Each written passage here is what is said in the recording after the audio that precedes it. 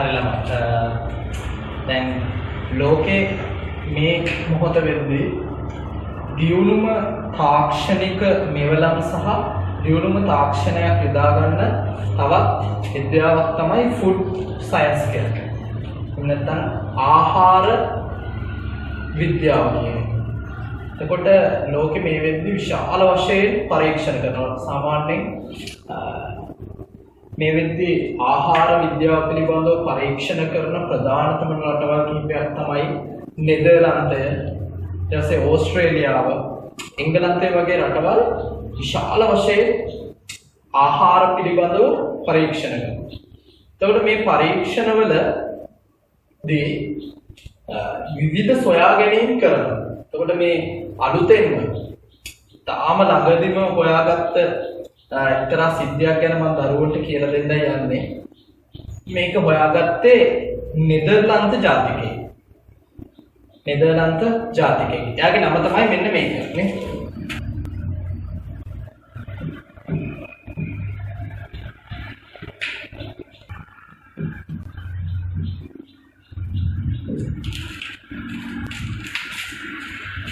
එයා තමයි මාටිජන් කටාන් කියන විද්‍යාඥයා. මෙයා නෙදර්ලන්ත ජාතිකයෙක්. දැන් ඔයා ඕනනම් ඉන්ටර්නෙට් එකේ මේක ගැහුවොත් එහෙම මේ නම ගැහුවොත් එහෙම එයා පිළිබඳව සියලුම විස්තර එනවා. දැන් මෙයාගේ මේ මොහොතේ වෙච්චි වයස අවුරුදු 74ක් වෙනවා. ඒකට මෙයා තමයි සාමාන්‍යයෙන් ලෝකෙ මේ වෙද්දී ඉන්න හොඳම ෆුඩ් සයන්ටිස්ට්ලා ගත්තොත් මුල් 5 ඇතුළත මෙයාගේ ඉන්නවා. මෙයා මුල් 5 දෙනා ඇතුළත මේ ලෝකෙම ඉන්න සයන්ටිස්ට්ලාගේ මුල් 5 දෙනා ඇතුළත මේ ඉන්න මෙයා එක්කෙනෙක්. ඒ සාමාන්‍යයෙන් ඉතාම ඉහළම දැනුමක් තියෙන කෙනෙක් විදිහට තමයි ලෝකයේ හඳුනන්නේ. මොහු කරනු ලබූ පරීක්ෂණයකදී අලුතෙන්ම සොයාගත්තු විශේෂ දෙයක් තියෙනවා. ඒ තමයි මේ එයා හොයාගත්තා මිනිස්සෙක් ආහාර ගත යුතු දවසේ ආහාර වේල් ගන්න ඕන ක්‍රමවේදය පිළිබඳව එයා අධ්‍යයනයක් කරලා නිරෝගීමත්ව ඉන්නවා. එයා ගත යුතු පියවරවල ටික එයා මෙන්න මේ විදිහට ගන්න කියලා එයා පරීක්ෂණ මගින් හොයාගත්තා. එයා හොයාගත්ත පළවෙනි කාරණාව තමයි පුතේ එයා හොයාගත්තා සාමාන්‍යයෙන් මිනිස්සේ උදේම නැගිටලා ඉවරලා මුලින්ම ඒ කියන්නේ ආසන්න වශයෙන් 4-6 අතර කාලය තුල උදේ පාන්දර එකපාරටම මේ ඝන ආහාර ගන්න එපා කියලා තමයි එයා කියන්නේ. එයා කියනවා මුලින්ම ද්‍රව ආහාරයක් ශරීරයට ලබා දෙන්න කියලා. ඊට පස්සේ උදේ 6 ඉඳලා 8 දක්වා කාලය තුල උදේ ආහාරය ගන්න ඕනේ. ඒක සඳහා ඝන ආහාරයක් ගත්තට කමක් නැහැ. උදාහරණයක් විදිහට බත් වගේ දෙයක් ගත්තට ගැටලුවක් නැහැ.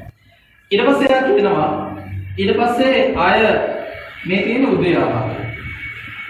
ඊට පස්සේ එයා කියනවා දවල් ආහාරය ගන්න ඕනේ 12 සහ 2 අතර කාල සීමාව තුළ දවල් ආහාරය ගන්න ඕනේ.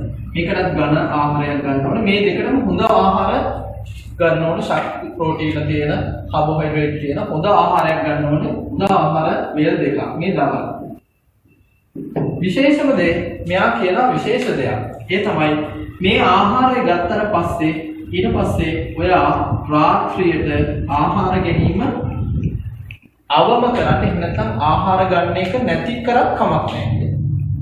කියන ඔයාට අත්‍යවශ්‍ය නම් ආහාර ගන්න අවශ්‍යම නම් ඔයාට ද්‍රව වගේ දෙයක් මොනවා හරි ද්‍රවයක්. එයා කියන්නේම ආහාර ගැනීම නැති කරන තරමට හොඳයි කියලා රාත්‍රියට.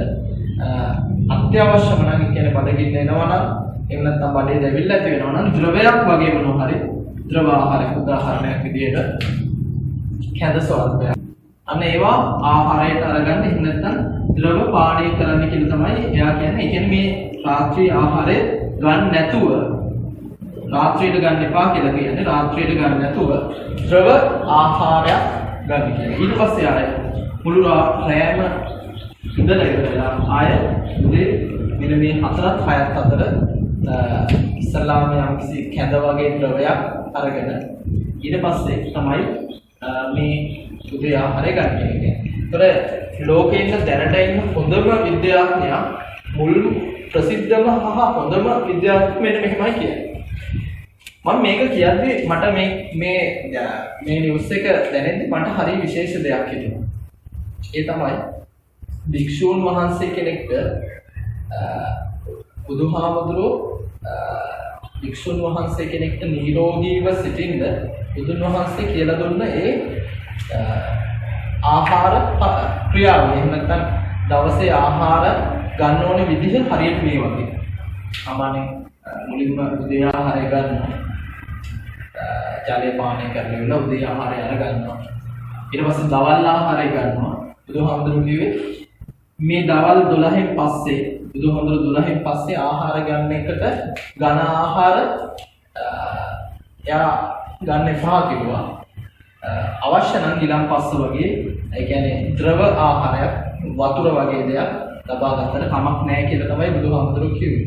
එතකොට ඊට පස්සේ ආයෙ බුදුහාමුදුරුවෝ කිව්වා ඊළඟට ආයෙ උදේ පාන්දර තමයි ආහාරය ගන්න කියලා. එතකොට මම මේ යන්නේ ඔබට පේනවද පුතේ අවුරුදු 2500කට කලින් බුදුන් වහන්සේ එයාගේ ශ්‍රාවකයන්ට නිරෝගීව ඉන්න ආහාර වේල් දවසේ ආහාර වේල් ගන්න ඕන ක්‍රියාවලිය එයා හරි පැහැදිලිව කියලා දුන්නා. නමුත් නවීන තාක්ෂණයෙන් අද වෙද්දී ලෝකෙ ඉන්න හොඳම විද්‍යාඥයන් කියන පිරිස් මේ එක උදාහරණයක් විදිහට ආහාර ගන්න. එතකොට මනුස්සයා ඉතාම නිරෝගීව සිටීමට හැකියාව ලැබෙනවා කියලා ලෝකෙ ඉන්න හොඳම විද්‍යාඥයෝ දැන් කියනවා.